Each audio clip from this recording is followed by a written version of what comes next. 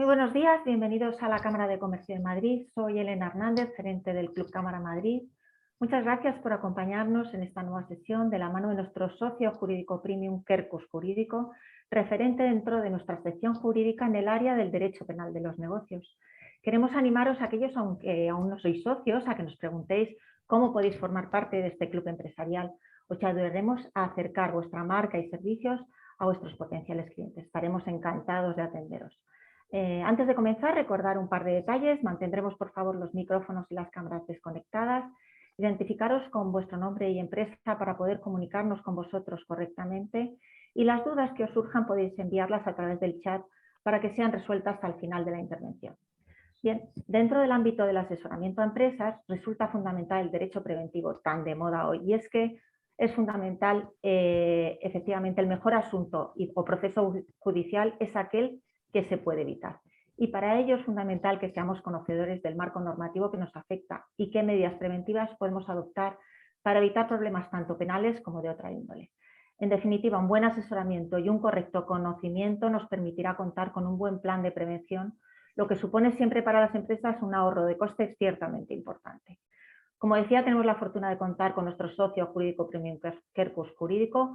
En concreto, nos acompaña un gran profesional en esta materia, como es Eduardo Rodríguez de Brujón, con más de 30 años en el ejercicio de la abogacía. Inicialmente desempeñó puestos de alta responsabilidad en el mundo bancario y posteriormente fundó su propia firma, Quercus Jurídico. Quercus Jurídico es una boutique legal de vanguardia que ofrece tanto a empresas como particulares un servicio cercano y un ejercicio del derecho artesanal, conscientes de que tienen en sus manos asuntos muy delicados. Y sin más, te doy la palabra a Eduardo Rodríguez de Brujón. Adelante, Eduardo, cuando quieras, te escuchamos. Muchas gracias por la presentación. Gracias a ti. Queridos contertulios, amigos o personas que estéis conectados en este momento, muy difícil era para nosotros poder hacer y plasmar en una pequeña reunión como la que vamos a tener con un tiempo limitado, un tema tan completo y sobre todo tan complejo como es qué medidas de prevención de delitos en la empresa o blanqueo de capital se pueden aplicar y cómo se puede prevenir los delitos que se van a producir o se pueden producir dentro de una empresa. En el primer punto, y yo creo que es la parte principal y empezamos ya con la explicación, vamos a definir o intentar definir qué es un programa de cumplimiento. Como os podéis imaginar, hay cientos de definiciones. Sería dificilísimo encontrar una definición que fuera clara y exacta, pero haciendo un resumen ecléptico de distintas definiciones, yo he plasmado que un programa de cumplimiento es un programa diseñado dentro de la empresa para prevenir y detectar conductas delictivas y para asegurar que las actividades llevadas a cabo por la empresa no vulneran la legislación aplicable. Ese era el modo mucho más sencillo de poder hacer esta primera parte de introducción a nuestra charla. Posteriormente, y para definirlo, deberíamos de plasmar en nuestro PowerPoint el resumen de cómo debe ser un programa de cumplimiento. Un programa de cumplimiento, a mi modo de ver, no se puede describir el contenido exacto de un programa, pero depende exclusivamente del sector de actividad empresarial de que se trate, las condiciones e instrumentos que tenga cada empresa y se utilicen y que variará según cada mercantil. Un programa de cumplimiento genérico que no está diseñado para una empresa completamente, su organización y su actividad resultará siempre ineficaz. No vale hacer un copia y pega de un plan o programa de cumplimiento. No vale copiar de una empresa a otra, sino que hay que especificar y llevarla exclusivamente a la actividad que desarrolla esa empresa para que sea eficaz. Cada empresa es distinta, cada plan de cumplimiento ha de ser específico y no sirve nunca, recordémoslo, un plan de cumplimiento de una empresa para otra. Una vez determinada la actividad de la empresa, vamos a ver cómo se diseña un plan de cumplimiento. Hay que conocer previamente el funcionamiento, como hemos dicho, el organigrama y actividad de la empresa para la elaboración de un programa de cumplimiento. Los riesgos delictivos que se pueden dar en una empresa o los que se pueden enfrentar esa empresa esa organización concreta societaria varían según el tipo de negocio y productos que se fabrican o se comercializan y los clientes. Una vez descritos, planificados, verificados esos riesgos penales por parte del personal de la empresa que se dedique al cumplimiento, se pasa a diseñar los procedimientos internos de control y prevención de los riesgos, adaptando siempre al perfil de la empresa concreta y sobre todo a la actividad que desarrollará esa sociedad, incluyéndolo en su mapa de riesgo. Las empresas con riesgo de comisión de delito de blanqueo de capitales son múltiples, pero yo creo que debemos hacer una pequeña introducción al derecho positivo aplicable al mundo del cumplimiento. Yo he plasmado, sin desarrollarlos porque en este tipo de presentaciones es muy difícil, los artículos que podríamos aplicar, aunque hay más, pero los principales, para tener un concepto claro de lo que es el derecho positivo que se aplica al cumplimiento. No lo voy a repasar, simplemente con que os hagáis un repaso y si queréis, luego posteriormente, en la parte de preguntas, me decís si queréis que os envíe este PowerPoint o algún comentario sobre el asunto y podríais tener mejor desarrollo de cada uno de los puntos, preceptos que desarrollan el derecho positivo aplicable al cumplimiento.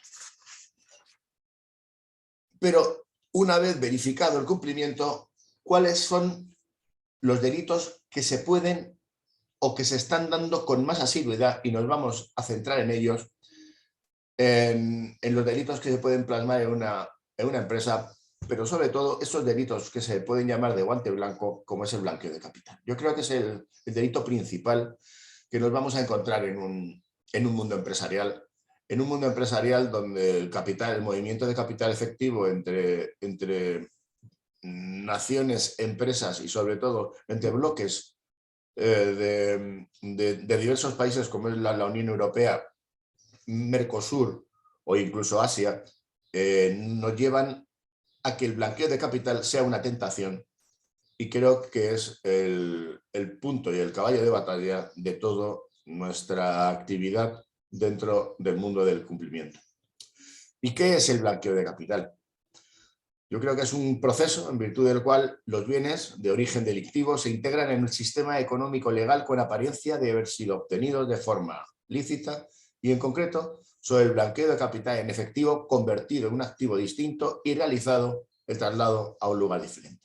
Es de ver en el artículo 13 del Convenio de Varsovia, que he plasmado en el PowerPoint, de 16 de mayo de 2005, donde se analizan las medidas legislativas que se debe adoptar por parte de un Estado sobre las personas físicas y jurídicas que se dedican a actividades que sean específicamente susceptibles de ser utilizadas en el blanqueo de capital.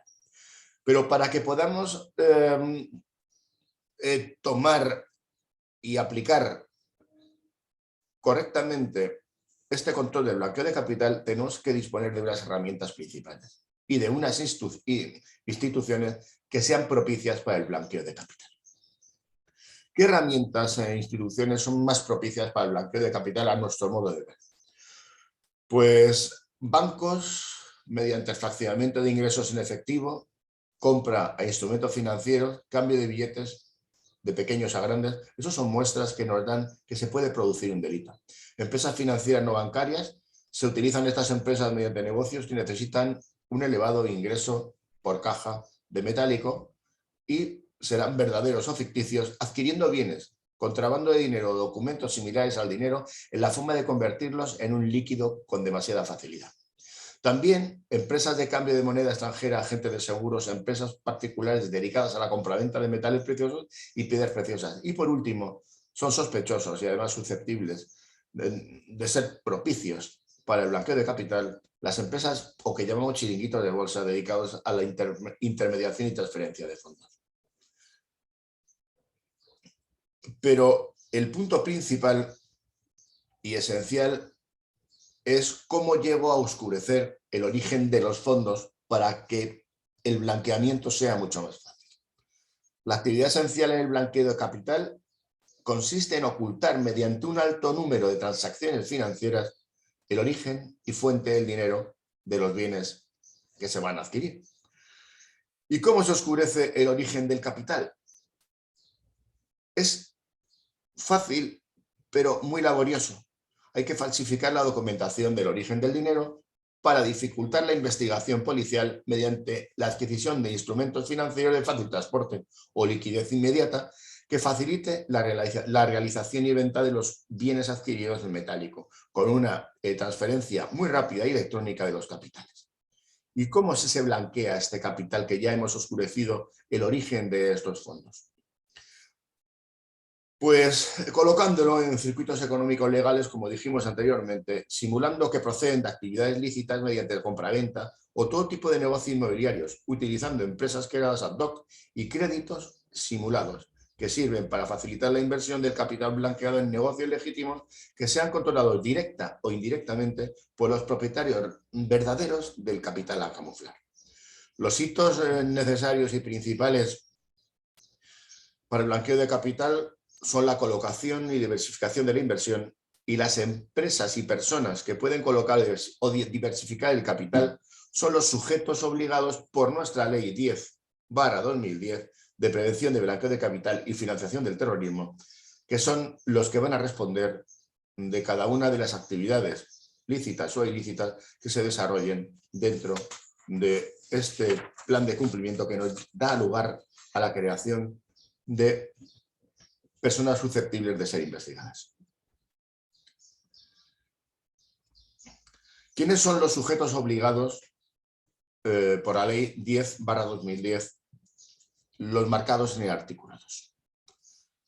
Como veis, he desarrollado solamente 5 puntos porque en realidad son más de 15 sujetos obligados por la Ley 10/2010, el artículo 2.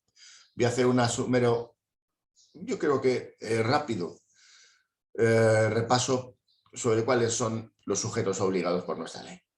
Primero, las entidades de crédito, como todos sabemos. Las entidades aseguradoras autorizadas para operar en el ramo de vida, otros seguros relacionados con inversiones y los corredores de seguros cuando actúan en relación con seguros de vida u otros servicios relacionados con inversiones, con las excepciones establecidas en el reglamento posterior que ya comentaremos de la Ley 10/2010.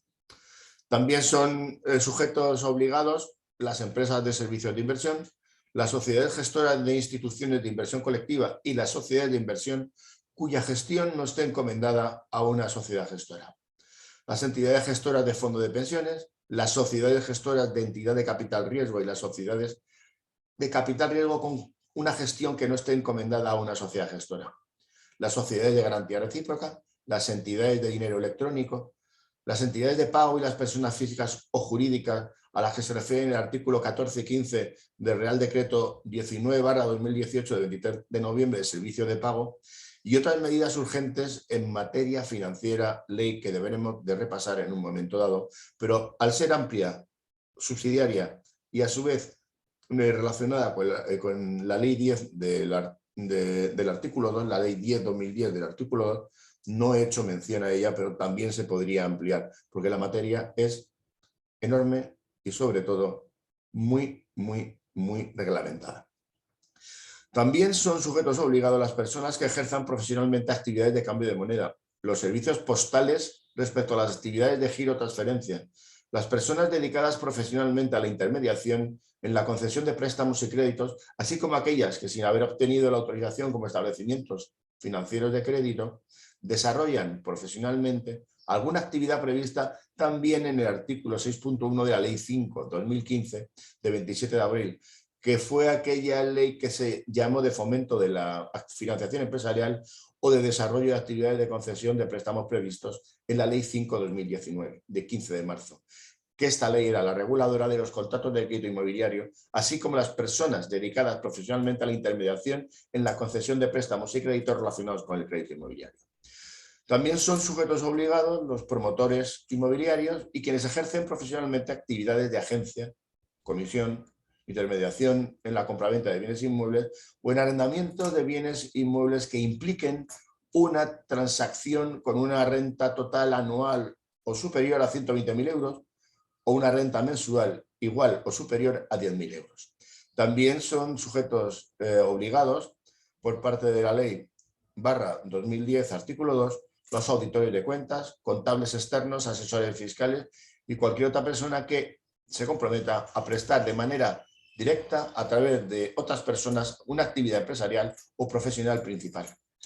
Los notarios y los registradores de la propiedad mercantiles y de bienes muebles también son sujetos obligados por la ley, y los abogados, procuradores y otros profesionales independientes, cuando participen en la concepción, realización, asesoramiento de operaciones por cuenta de clientes relativas a compraventa de bienes inmuebles o entidades comerciales, la gestión de fondos, valores de activos, apertura, gestión de cuentas corrientes, cuentas de ahorros y cuentas de valores, la organización de las aportaciones necesarias para la creación del funcionamiento de la gestión de empresas o la creación, el funcionamiento y la gestión de un fideicomiso o trust de sociedades, estructuras análogas cuando actúen por cuenta de clientes en cualquier operación financiera e inmobiliaria. Es decir, que los abogados estamos absolutamente controlados en todas las actividades que desarrollemos en el que esté vinculado el movimiento de capital y la compraventa de inmuebles, tanto directa como indirectamente.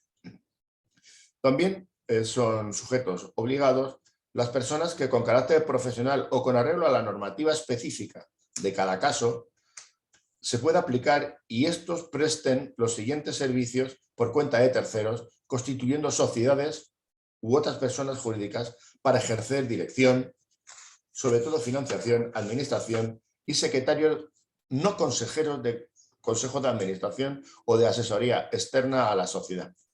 También los casinos de juego, las personas que comercien profesionalmente con joyas, piedras preciosas y sobre todo metales preciosos, aunque sean para uso clínico, las personas que comercien profesionalmente con objetos de arte o antigüedades y que actúen como intermediarios de comercio de este tipo de objetos, y las personas que almacenen o comercialicen los objetos de arte y antigüedades, es decir, todo el mundo del arte, tanto desde el marchante hasta el último vendedor o comisionista, está sujeto también a la ley 10/2010, el artículo 2. No se nos puede olvidar las personas que ejercen profesionalmente actividades a las que se refiere la ley 43/2007, 13 de diciembre, de protección de los consumidores en la contratación de bienes y ofertas relacionadas con este tipo de actividades de pago.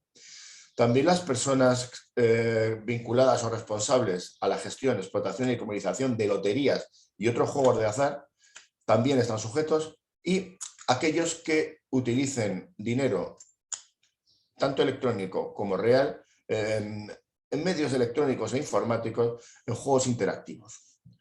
Están sujetos las personas físicas que realicen movimientos de medios de pago en los bancos, sobre todo cuando superen ciertas cuantías o sobre todo cuando hay una repetición o sea repetitivo el movimiento de estos cuentos corrientes. Personas físicas normales como cualquiera de nosotros que estamos oyendo, también estaríamos sujetos como sujeto obligado a tener los controles de la ley 10/2010 en el artículo 2. Y por último, las personas que comercien profesionalmente con bienes, fundaciones, asociaciones en los términos establecidos en la ley, y sobre todo los gestores de sistemas de pago y de compensación, liquidación de valores y productos financieros derivados de los gestores de tarjetas de crédito que estén emitidas por otras entidades. Por lo tanto, desde Mastercard hasta la antigua tarjeta Diners o American Express, también como emisores estarían sujetos a esta ley 10/2010, artículo 2, que es la que controla que no se produzcan los delitos habituales de blanqueo de capital. Creo que una vez determinado quiénes son los sujetos obligados por la ley 10/2010, deberíamos de ver quién es o qué es o cómo se desarrolla el organismo o autoridad supervisora de este tipo de actividades en el Estado español.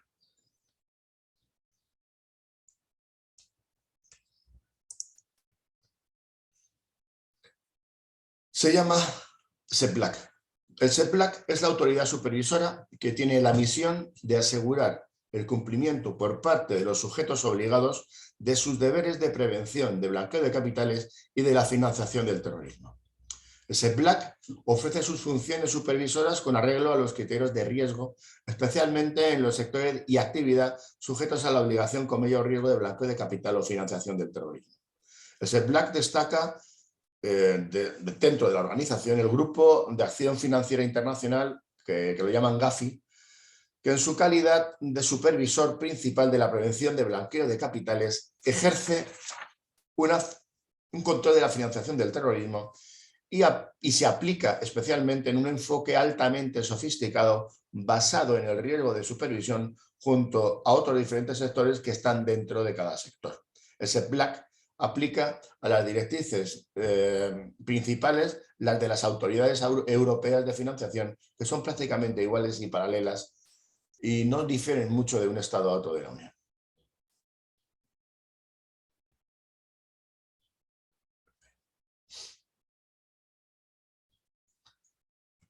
Ahora vamos a intentar definir qué sociedades tienen y buscan la exención de responsabilidad penal por medio de tener un plan de cumplimiento. Las sociedades cuya actividad coincida en la colocación y estratificación del capital ilícito, aunque no estén incluidas en el artículo de la ley como sujetos, deben de interponer controles de blanqueo de capitales en su plan de cumplimiento normativo en relación con el artículo 31 bis del Código Penal. Otras sociedades deben de contemplar un plan de blanqueo de capital con las operaciones de pasivo y en general y en resumen no hay actividad o sociedad exenta de estar controlada o de tener un plan para evitar el blanqueo de capital ilícito. Las diferencias en el plan de cumplimiento de las sociedades pequeñas y grandes están perfectamente determinadas. Y sobre todo se determinan en el plan en el que cumplen sus obligaciones de control para el blanqueo de capital o la comisión de diversos delitos dentro de la sociedad. Existen planes para las sociedades pequeñas y para las sociedades grandes y tienen una diferencia entre estas sociedades en la forma en la que cumplen sus obligaciones.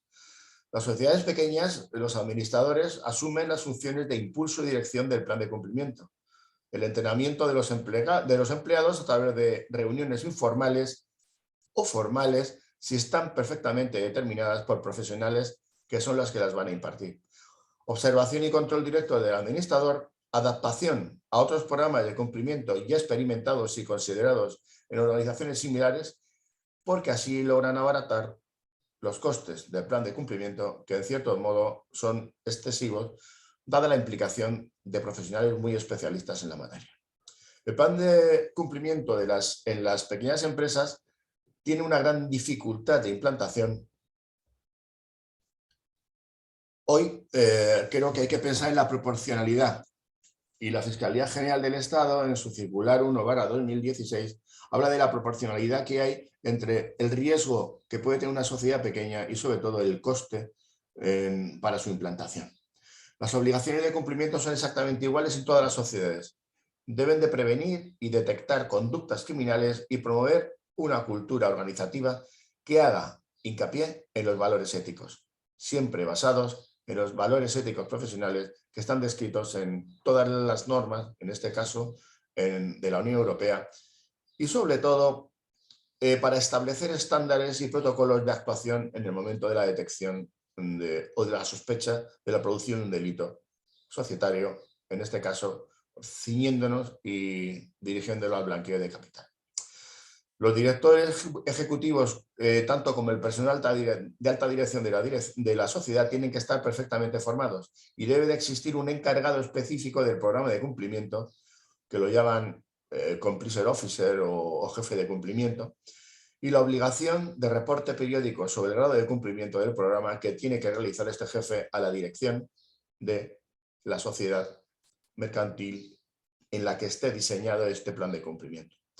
El rechazo a la contratación de personas que se hayan visto envueltas en actividades ilegales es esencial para las pequeñas empresas y yo creo que es principal que no puedan los delincuentes poder meterse en el tramado empresarial de las pequeñas y medianas empresas. Procedimiento de comunicación de confidencialidad ha de ser aplicado perfectamente y diseñado desde la dirección de la empresa, y la formación del personal en los programas de cumplimiento debe tener un control de aplicación, una evaluación periódica de los programas, dado que la Ley 10/2010 estima y además exime a las pequeñas empresas y sociedades del cumplimiento de determinadas obligaciones que están en el fondo de la Ley 10/2010 y que se difieren perfectamente de los programas de cumplimiento de las grandes sociedades y de las pequeñas. Ahora vamos a plantarnos y vamos a darle una vuelta a cómo son los programas de formación de las grandes sociedades. No hay facilidades como en las pequeñas. La implantación del plan es absolutamente efectivo.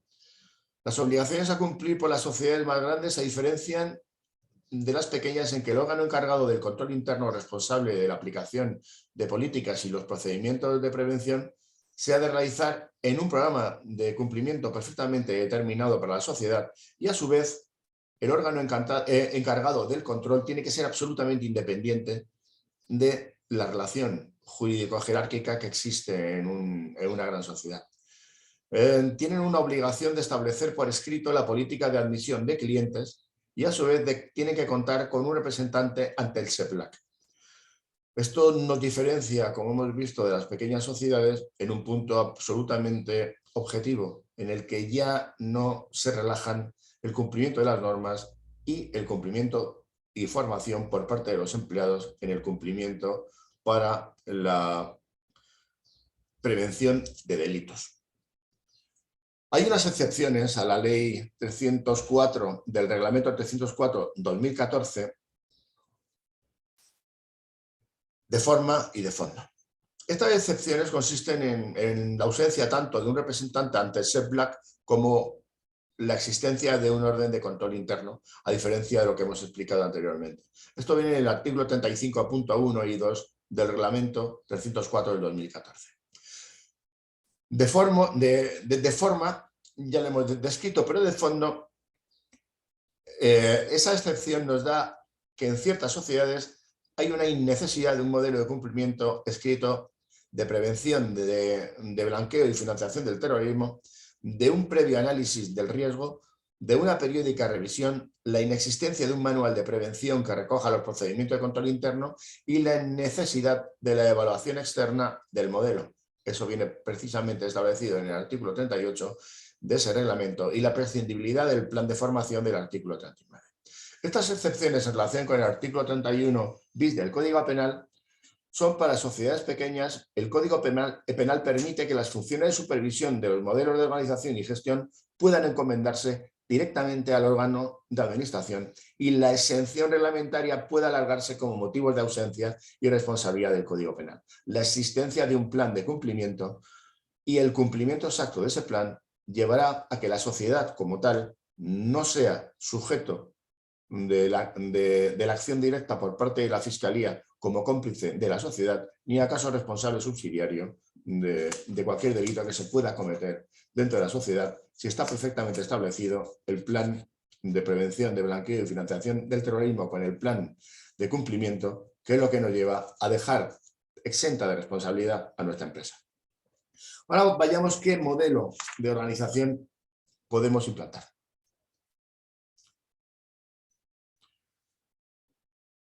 El modelo de organización y gestión de cumplimiento, es decir, concretamente el plan, tiene unas características que no podemos saltar, aunque como hemos dicho son muy diferentes, depende si es una sociedad pequeña o grande y sobre todo si es una sociedad que está dedicada completamente y directamente a actividades que son susceptibles de revisión inmediata por parte de la ley. El plan ha de ser escrito. El plan ha de identificar las actividades en cuyo ámbito puedan ser cometidos los delitos a prevenir. Tiene que establecer unos protocolos y procedimientos que concreten el proceso de formación de la voluntad de la persona jurídica, la adopción de decisiones y de ejecución de las mismas con relación a aquellos, y sobre todo la imposición de la obligación del informe de poderse plasmar posibles riesgos e incumplimientos al organismo encargado de vigilar el funcionamiento y observancia de un modelo de prevención. Hay que establecer un sistema disciplinario que sancione el incumplimiento de ese modelo, es decir, diseñar perfectamente el despido de la persona que incumpla el modelo de compliance o de cumplimiento y la formación continua de los empleados que nos han de llevar a que cada uno de los empleados sea un protector de la propia empresa. Hay que crear dentro del plan no solo que ha de ser escrito, sino un sistema de información y documentación del cumplimiento periódico y sobre todo perfectamente exhaustivo y mecanizado para el control jurídico y sobre todo para el control de cada uno de los empleados que tengan el conocimiento del delito. Veamos qué verificación periódica del modelo y cómo se ha de modificar eventualmente. Vale, bueno, a ver si viene, pero no sé, de todas maneras, esta mañana me ha venido, me ha escrito que estaba con fiebre, con tos, ayer tosía mucho, estaba con fiebre, con tos, con tiritona, y que qué hacía, digo, por vete al médico, chico. Perdón, creo que se nos ha colado un audio. Disculpad. Al hospital, que te lo ponga. Estamos Al intentando. médico. Bien, y continúo. ¿Cómo se ha de verificar o realizar la verificación periódica del modelo y su eventual modificación? Cuando se pongan de manifiesto infracciones relevantes de sus disposiciones, es decir, del plan de cumplimiento, se debe poner en marcha y sobre todo hay que verificar si este plan de cumplimiento ha tenido fallo o no. También cuando se produzcan cambios de organización en la estructura o control de la actividad desarrollada, las formas de verificación y modificación del modelo se han de tener perfectamente determinadas por medio de una auditoría interna, una externa y una verificación por el grupo de compliance o especialistas de compliance que haya diseñado la verificación periódica del modelo y el modelo que se aplica a cada una de las empresas. Las medidas de prevención de los planes de cumplimiento van clasificadas en dos modos diferentes, en las generales y las medidas particulares de cómo se ha de enfocar el cumplimiento. Dentro de las medidas generales he podido clasificar y he desarrollado del gran punto que está previsto en el reglamento, he plasmado solamente los puntos principales que creo que son los de mejor aplicación a un negocio, a sus tareas específicas. Primero, adoptar un enfoque basado en el riesgo. El documento de compliance ha de ser muy práctico, adaptado al negocio, como dijimos al principio, pero a todas las áreas del negocio, no solamente a una parte concreta que sea la que tenga más actividad. Ha de estar diseñado para que tenga una detección anticipada de posibles clientes u operaciones de riesgo y contener unos protocolos de prevención que deben de seguir un principio de universalidad a toda la actividad y a toda la estructura de la empresa, y no puede ser una mera copia o transcripción de obligaciones genéricas contenidas en la legislación, como estamos diciendo y como hemos aplicado, ha de ser perfectamente establecida y diseñada para esa empresa. Las actualizaciones del plan de prevención han de inscribirse en un registro y sobre todo es obligado para los sujetos del artículo 2, recordemos cuándo serán del artículo 10 de la ley 10 del 2010, la realización de un informe de autoevaluación del riesgo ante el blanqueo de capitales.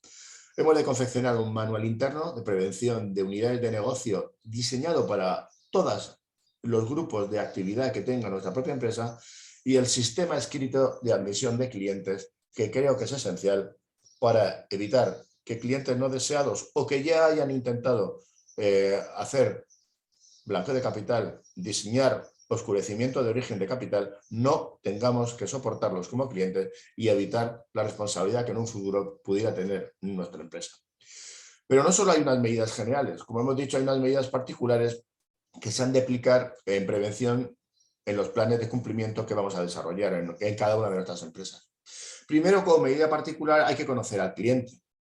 Si es una persona física, hay que hacer una identificación formal, el DNI, la tarjeta de residencia, la tarjeta de identidad de extranjeros, pasaporte, o en caso de nacionales de la Unión Europea o del Espacio Económico Europeo, el documento expedido por los países de origen.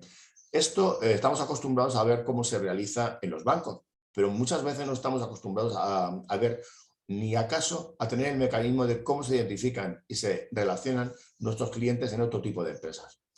También, si el cliente es una persona jurídica, las escrituras de constitución, el CIF, modificaciones societarias o apoderamientos, indicarse en el plan, debemos de plasmar los tipos de documentos para identificar a los clientes, para que nuestros empleados dentro de los planes de formación sepan diferenciar, clasificar y rechazar clientes, y a su vez la creación de un archivo relativo a cada cliente con toda la información relativa a él que nos va a servir posteriormente para la defensa, utilización o creación de expedientes de por qué se ha rechazado un cliente.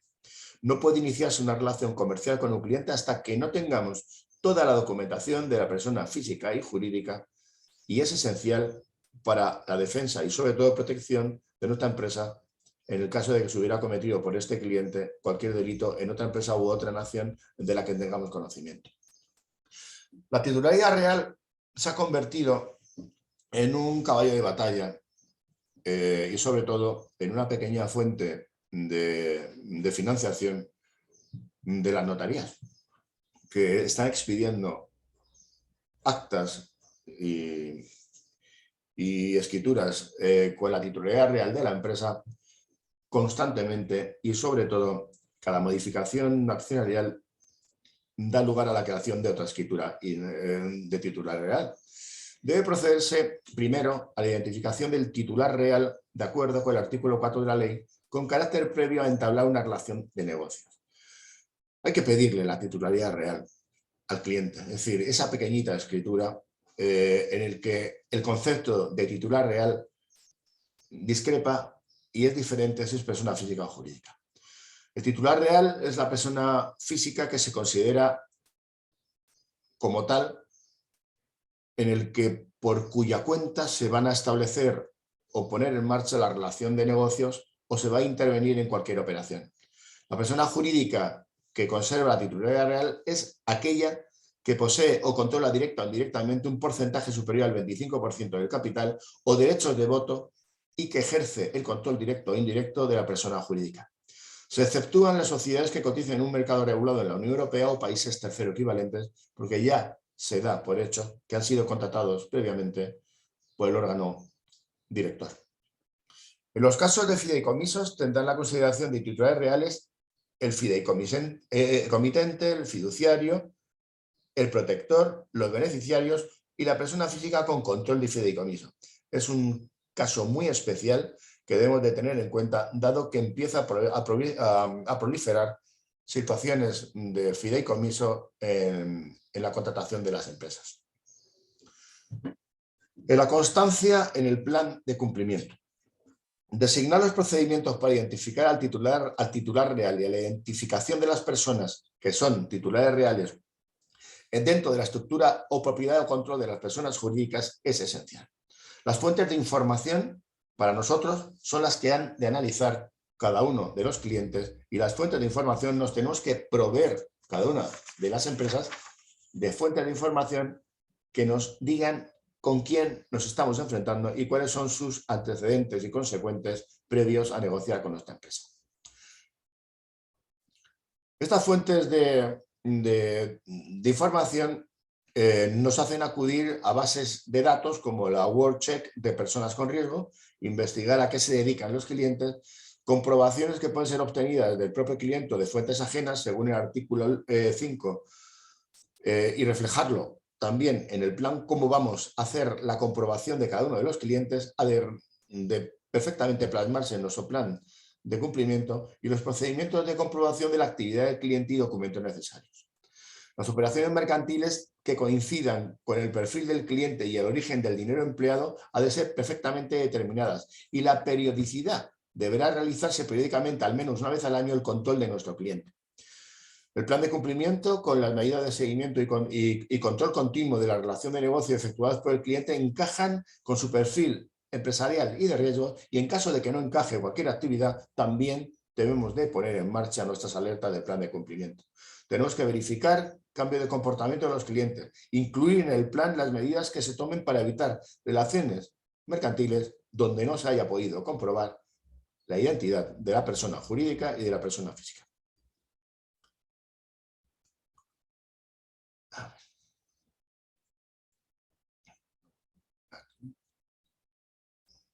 Bien. Hay unas medidas de diligencia reforzada. Operaciones de riesgo superior al ordinario. Cuando una operación se considera de riesgo superior al ordinario, tiene unas características principales que he plasmado, son más, pero he plasmado estas tres principales, que es clientes o residentes en España, sociedades no transparentes de su organización y accionariado y sociedades de mera tenencia de activos. El control de personas extranjeras residentes en España, el control de las sociedades no transparentes en su organización y accionariado, en el que nos perdamos en qué sociedades forman y dónde están ubicadas, y sobre todo sociedades que solamente tienen activos, es decir, que su única función es ser cajas o baúles de propiedades de terceros, debemos de darlas un contenido especial y, sobre todo, aplicarles una medida de diligencia reforzada en el control como clientes.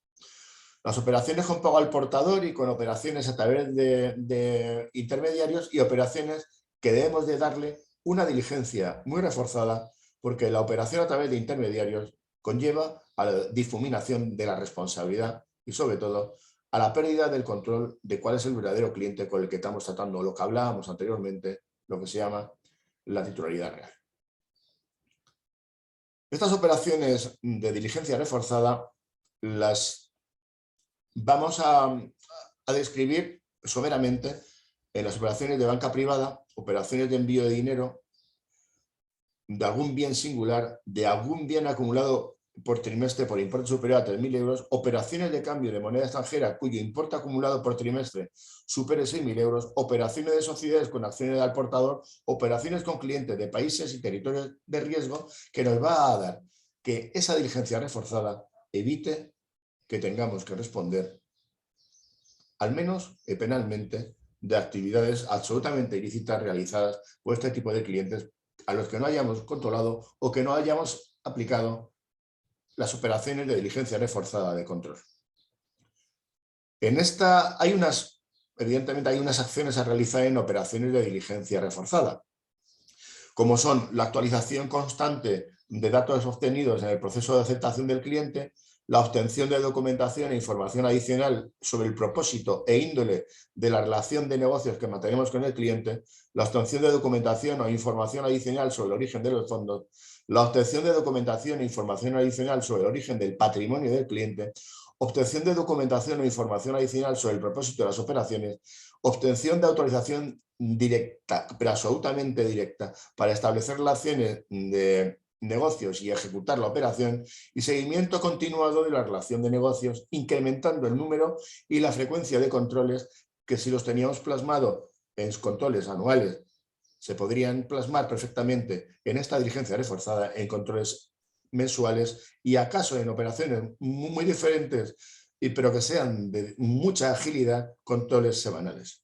Hay que hacer un examen de congruencia de la relación de negocios o de las operaciones con la documentación e información disponible sobre este cliente, y hay que hacer un examen de la lógica económica de las operaciones que nos pueden llegar a dibujar la dificultad que tiene este cliente de poder traer fondos a España, y sobre todo la dificultad de este cliente que tiene de blanquear el capital y, sobre todo, oscurecer el origen de todos sus fondos. Hay que exigir que los pagos o ingresos se realicen en una cuenta a nombre del cliente, no a nombre de tercero, poniendo en marcha los certificados de titularidad o de titularidad de la cuenta corriente, que están tan en boga y en este momento son famosos porque llegan incluso a cobrarse una fuerte comisión por parte del banco cada vez que se expide un documento de este tipo. A su vez, hay que tener abierta en una entidad de crédito domiciliada en la Unión Europea o en países terceros equivalentes a la Unión Europea una cuenta corriente que esté perfectamente blanqueada y determinada y, sobre todo, revisada. Y hay que tener un límite de la naturaleza o cuantía de las operaciones y de los medios de pago empleados, sin que sea posible que haya infinitos fondos y, sobre todo, infinitos medios en una sociedad que no quede verificada el origen de los mismos. Por último, las operaciones de negocio y las operaciones no presenciales también requieren un reforzamiento de las medidas de control. ¿Y qué medidas de control?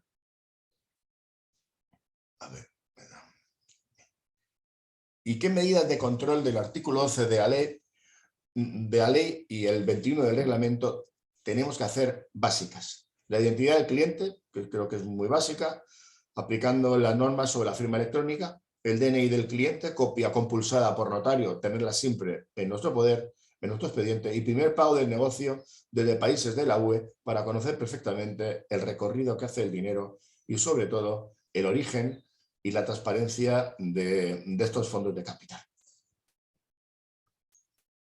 Las medidas de control a causa de la corresponsabilidad bancaria transfronteriza del artículo 13 de la ley también son muy amplias, y he plasmado en estos puntos: la naturaleza de actividades del cliente y su reputación, que hay que controlarla; la autorización de la superioridad ante las nuevas relaciones de corresponsabilidad bancaria; documentar las responsabilidades de cada entidad bancaria, verificar riesgos geográficos del cliente o del servicio prestado, es decir, países terceros de difícil control por parte de transparencia, y verificar riesgos geográficos por medio de la corresponsabilidad con bancos que no tengan oficinas físicas y que no sea filial de un grupo financiero regulado conocido, o con lo que se podría llamar bancos estatales o vinculados a grupos delictivos que están ubicados en países de dudosa transparencia o de riesgo, como en este momento se nos vienen a todos a la cabeza distintos países donde el origen de los fondos y sobre todo los oscurecimientos del origen de los fondos nos lleva a mantener un control absoluto y mucho más agudizado que el normal y el normal diligente del cumplimiento de nuestros planes de control o compliance. Vamos a establecer qué medida de control a personas con responsabilidad pública hay que tener a tenor del artículo 14. Tenemos que controlar si los clientes con los que nosotros estamos trabajando son personas públicas que su naturaleza es variada. Desde un diputado hasta un noble inglés podría considerarse una persona de responsabilidad pública. Hay que proceder en gestión de riesgo, hay que obtener autorización del superior jerárquico para hacer esta operación, verificar el origen del patrimonio de los fondos, hacer un seguimiento reforzado de los negocios e incluir todo lo que nosotros hagamos y el expediente que hagamos en un plan de cumplimiento especial que hagamos para este tipo de personas con responsabilidad pública. El examen de cada operación mercantil que nos da el artículo 26 de la ley es también esencial cuando toda operación o comportamiento complejo, inusual o sin un propósito económico ilícito aparente y que representa indicio de simulación o fraude, tengamos que poner en funcionamiento. Hay que incluir en el plan de cumplimiento la elaboración y difusión entre directivos, empleados y agentes de las operaciones que puedan estar relacionados con el blanqueo de capitales y la financiación del terrorismo, este tipo de examen exhaustivo de operación mercantil. Las operaciones sospechosas son activas o pasivas de los clientes y que son ajenas con su actividad o antecedentes mercantiles reales. Los pagos realizados mediante ingresos en efectivo por un número elevado de personas o múltiples ingresos en efectivo de la misma persona, pluralidad de transferencias realizadas por varios ordenantes a un mismo beneficiario desde el exterior o por un único ordenante en el exterior a varios beneficiarios en España y sin relación de negocio creíble o clara entre ellos. También hay que controlar como operaciones muy sospechosas las transferencias con origen y destino en países de riesgo, como antes hemos comentado, las transferencias sin identidad del ordenante y el número de cuenta origen de transferencia, las operaciones extrañas con terceros intermediarios de naturaleza, volumen, cuantía, zona geográfica que sean distintas de las normales del sector y serán objeto de comunicación a los sujetos obligados directamente o por medio de sus asociaciones profesionales de la existencia de este tipo de operaciones. ¿Cómo hemos de comunicar o realizar la comunicación de operación sospechosa por indicios al CEPLAC a tenor del artículo 18 de la ley y artículo 26 del reglamento?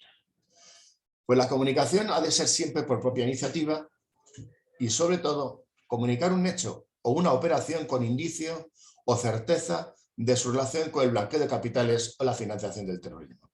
Hay que denunciar al juzgado de lo penal sin comunicar previamente a CEPLAC y esto también nos sirve. Y las características de la denuncia serán personas físicas o jurídicas que participen en la operación, vinculación y su participación, actividad mercantil de las personas que participen en la operación, tipo de negocio, moneda, cuantía, lugar del negocio, finalidad e instrumento de pago o cobros utilizados, gestiones realizadas por el denunciante, descripción del indicio o certeza del delito del blanqueo de capitales y financiación del terrorismo, justificación de la cancelación de la relación especial con el denunciado y si la interrupción puede dificultar la investigación o es imposible técnicamente realizarla sin comunicar, se debe de hacer en modo absolutamente secreto.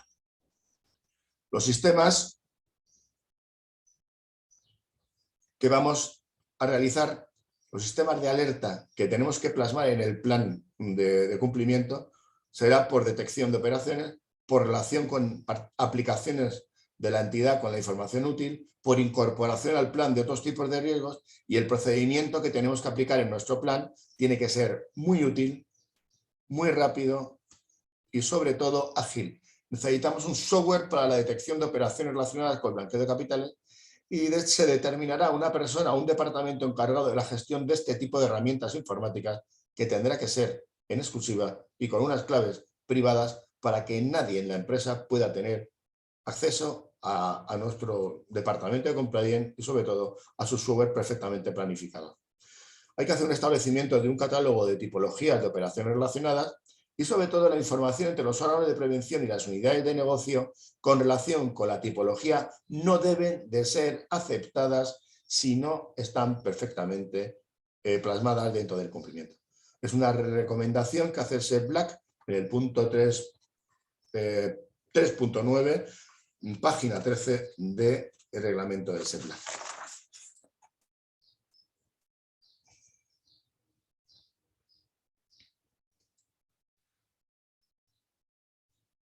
Y por último, tenemos que determinar qué persona, órgano o departamento encargado del análisis centralizado de las operaciones detectadas ha de ser el responsable. Tenemos que crear dentro del plan unas bases de datos internas y externas perfectamente consultadas y comparadas y fuentes adicionales de información a las que nosotros tenemos dentro de nuestra empresa. Sobre todo empresas que estén perfectamente capacitadas para proporcionar una información complementaria a todos y cada uno de los informes que tengamos que realizar dirigidos al SEPBLAC o incluso al juzgado. Tenemos que tener, como hemos dicho, en aplicaciones informáticas de análisis y un procedimiento de comunicación motivado al SEPBLAC de todas las operaciones realizadas y de todas las operaciones que sean sospechosas. Y la forma de los informes es muy fácil. Es crear un modelo de análisis especiales y los informes han de llegar a una descripción del riesgo y a una conclusión para que sea fácil su comprensión. Ahora vamos a desarrollar el modo de comunicación que tenemos que hacer al SEPBLAC a tenor del artículo 18.2 de la ley de todas las operaciones que veamos sospechosas. El modelo que se ha de incluir tiene que estar perfectamente plasmado en el plan de cumplimiento. Se ha de utilizar ese formulario y no otro porque ya lo tendremos normalizado y formalizado. Incluirá el indicio motivado de sospecha, la explicación de las medidas tomadas, localización del origen de los fondos y del titular real sospechoso, descripción de las medidas tomadas por parte de la empresa frente a los intervinientes y algo que tenemos que tener muy claro, que es justificar siempre por qué se sigue negociando con el cliente sospechoso, que siempre puede dar lugar a seguimos negociando con este cliente sospechoso, porque si cortáramos la negociación o los negocios de raíz, el cliente podría sospechar y podríamos ser unos sujetos pasivos de perjuicio del control policial e incluso de la detención del delincuente. Hay una obligación y dejación de la relación negocial a tener artículos 7.3 y 19 de la ley de por qué no podemos o por qué no queremos dejar la actividad con ese cliente y seguimos negociando con él aun estando en situación de riesgo.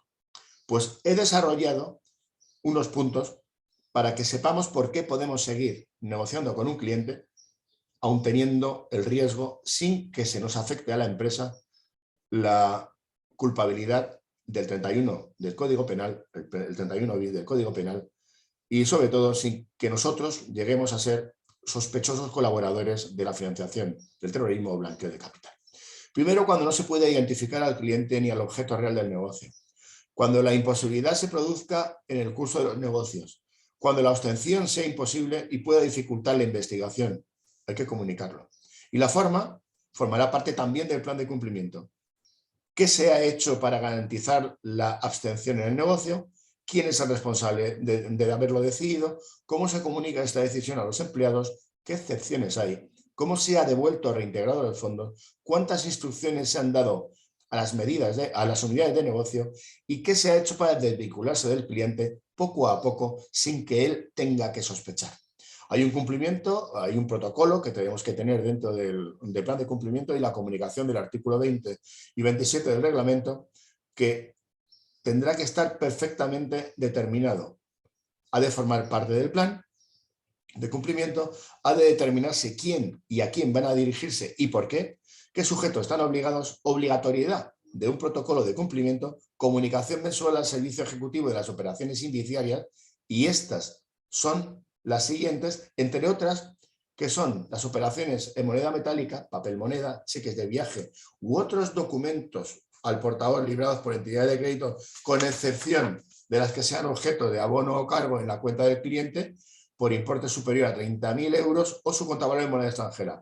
Envíos de dinero de moneda metálica, papel moneda, cheques de viaje, cheques u otro documento al portador por importe superior a 1.500 euros o por su contravalor en moneda extranjera, y operaciones realizadas por o con personas extranjeras jurídicas que sean residentes, actúen por cuenta de estas en territorios o países, siempre que el importe de las referidas operaciones sea superior a 30.000 euros o su contravalor en moneda extranjera. Y por último, las operaciones que supongan movimiento de medio de pago sujetos a declaración obligatoria a través del artículo 34.10 de la Ley 10 del año 2010. La forma de comunicar al SEPLAC es muy fácil.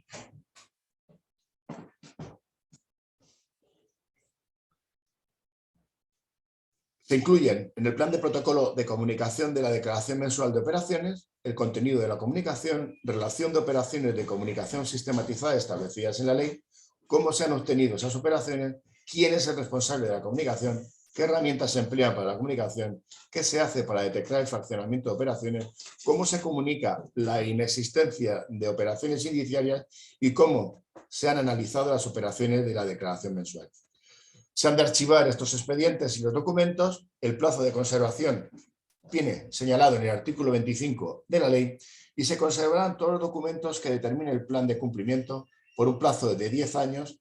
El soporte informático que garantiza su integridad ha de ser perfectamente determinado, la correcta lectura de los datos, la imposibilidad de manipulación y su adecuada conservación y localización, y choca que el plazo de 6 años y el de 10 años, el de 6 años previsto en el artículo 30 del Código de Comercio y los 4 años del artículo 133 de la Ley del Impuesto de Sociedades, choca absolutamente con el plazo de 10 años que nos están eximiendo. Este choque nos va a llevar a una diversidad de interpretaciones y sobre todo en el procedimiento penal nos va a llevar a quedar al albur de la interpretación que se realice de la conservación de este tipo de documentos, aunque últimamente ya estoy viendo que se están conservando más de 10 años todo tipo de documentos para cubrir el artículo 25 de la ley y evitar la acción del Código Penal.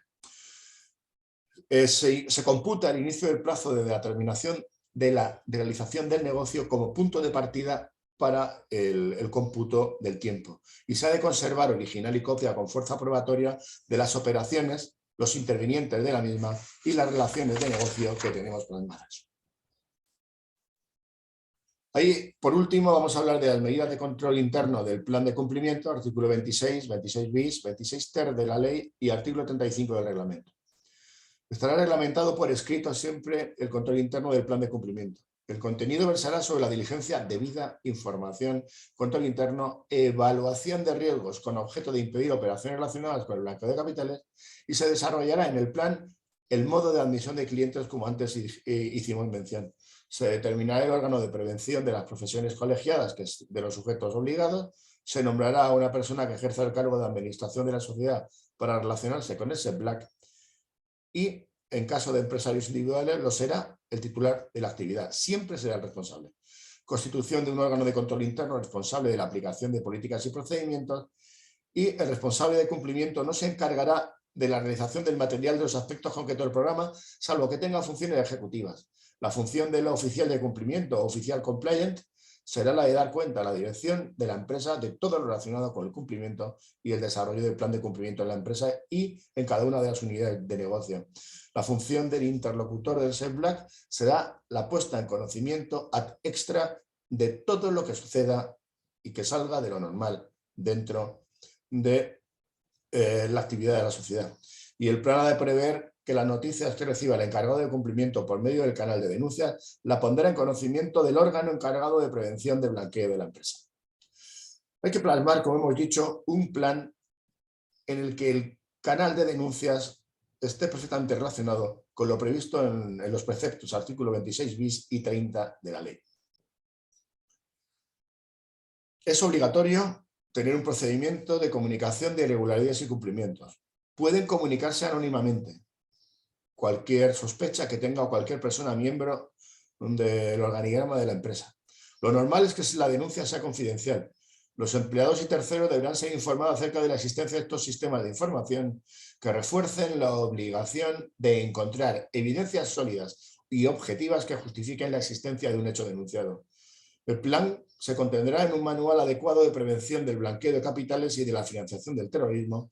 Ha de ser actualizado. Contendrá la información completa sobre las medidas de control interno y, sobre todo, el desarrollo de este control que esté perfectamente relacionado con el plan de cumplimiento.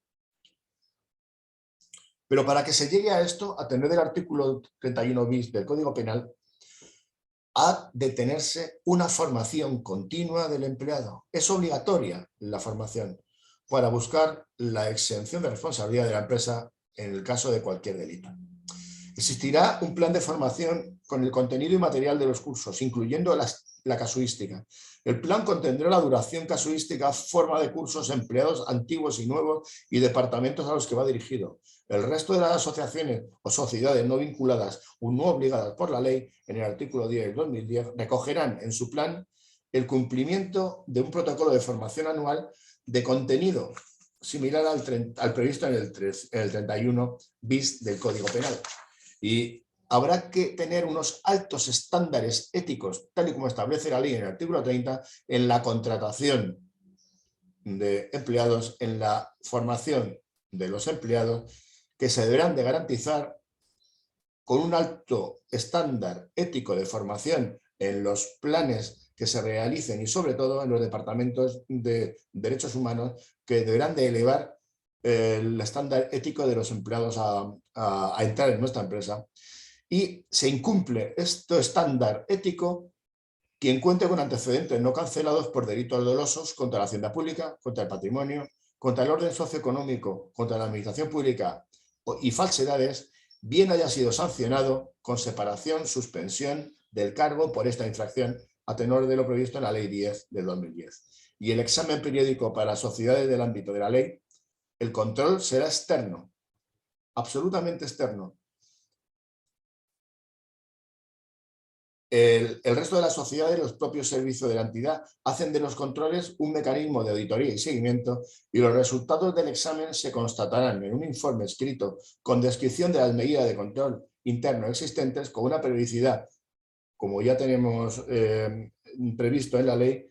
Se vigilará la eficacia operativa y se propondrá que al menos el informe que se realice deba ser sustituido en 2 años por otro o por uno de absolutamente seguimiento y control que se suele hacer con una sociedad de auditoría de cumplimiento externa que desarrolla el plan y ve los errores, ve las circunstancias y, sobre todo, las personas que se han de sustituir dentro de los organismos de control del plan de cumplimiento de cada una de las sociedades. Espero que os haya gustado, que hayamos podido desarrollar este complicado mundo y además muy reglamentado mundo del cumplimiento y, sobre todo, habiéndolo dirigido al blanqueo de capital, que es el delito más sospechoso y, sobre todo, el que está absolutamente en boga y que puede perjudicar el desarrollo de cada una de estas empresas. Muchas gracias. Muchas gracias, Eduardo. Pasamos a abrir turno de preguntas. Nos lanzan: en medidas generales se ha comentado que las actualizaciones del plan de prevención deben inscribirse en un registro. ¿A qué registro nos estamos refiriendo en realidad? Sí, en el SEPLAC hay un registro perfectamente determinado para la inscripción y, a su vez, debemos de tener un registro en las grandes sociedades o grandes empresas, tener un registro que también esté perfectamente organizado y vigilado por SEPLAC. Vale. Nos han preguntado también la diferencia entre pequeñas y grandes sociedades, exactamente. No sé a qué se refiere en este caso. Si hay algo... A ver, como toda definición o partición que se realiza en cualquier actividad en el que esté incluido el mundo jurídico, es una línea difusa.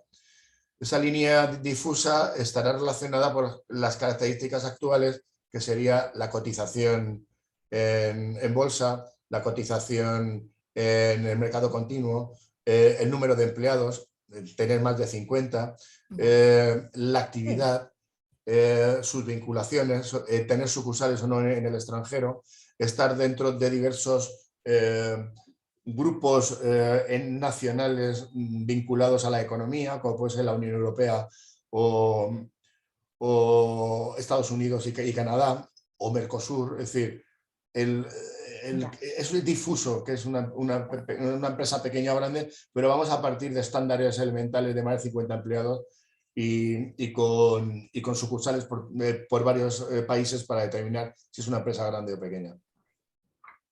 Bien, ¿qué ocurre cuando se denuncia una actividad ilegal del gerente en canal? Se denuncia por mail al canal y no es contestado por una orden de gerencia.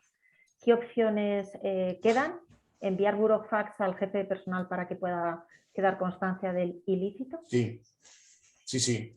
Como hemos establecido unos órganos de comunicación y de gestión, ya la denuncia al órgano de comunicación o gestión ya exoneraría de culpa al empleado de haberlo conocido. Pero hay algo muy importante que tenemos que tener en cuenta. Hemos dicho que se puede acceder directamente al juzgado de lo penal.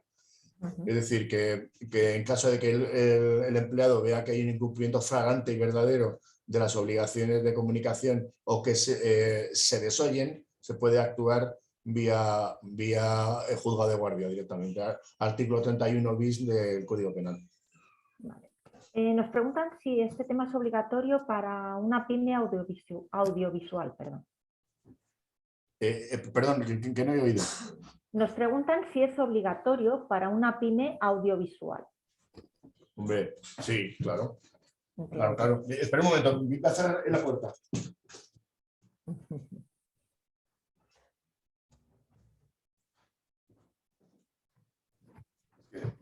A empezar a ver mucho movimiento en el despacho ya.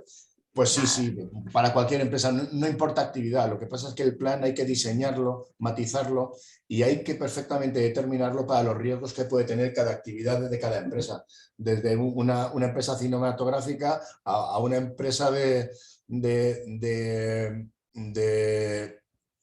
marchante de arte, o pasando por incluso una empresa de lotería.